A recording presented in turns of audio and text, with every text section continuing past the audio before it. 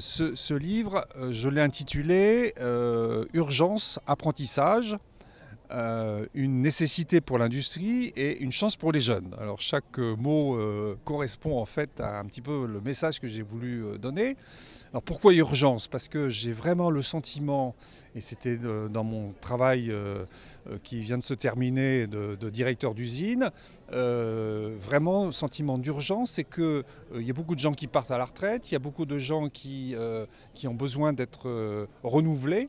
Et on risque d'avoir nos industries qui ne repartent pas en croissance à cause d'un problème de compétences et non plus de compétitivité pure.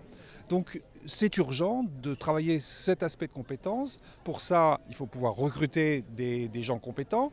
Et pour ça, l'apprentissage, c'est la voie royale. Je suis tout à fait optimiste. Je n'aurais pas écrit ce livre si je n'étais pas optimiste, si je ne pensais pas que les besoins allaient naturellement se développer. Et si on n'arrive pas à couvrir ces besoins de nos entreprises par des jeunes, en fait, les entreprises ne vont pas pouvoir redémarrer, l'industrie ne va pas pouvoir redémarrer, donc l'économie française ne va pas pouvoir redémarrer.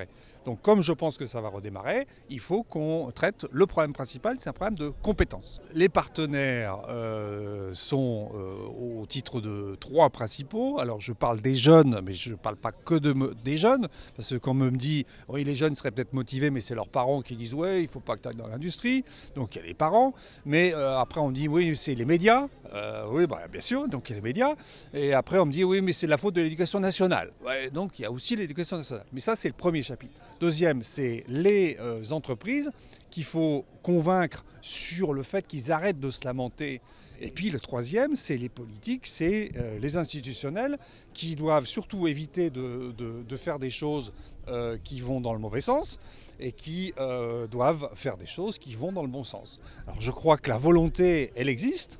Ce qu'il y a, c'est que si on prend le dernier quinquennat, la volonté était de passer de 400 000 apprentis à 500 000.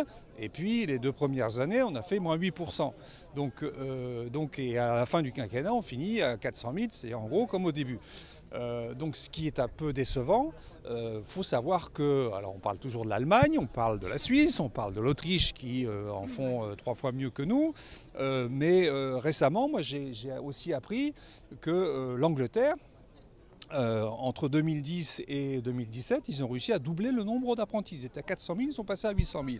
Donc ça veut dire que ce qui est possible dans un pays comme l'Angleterre doit être possible dans un pays comme la France. Et puis c'est une nécessité.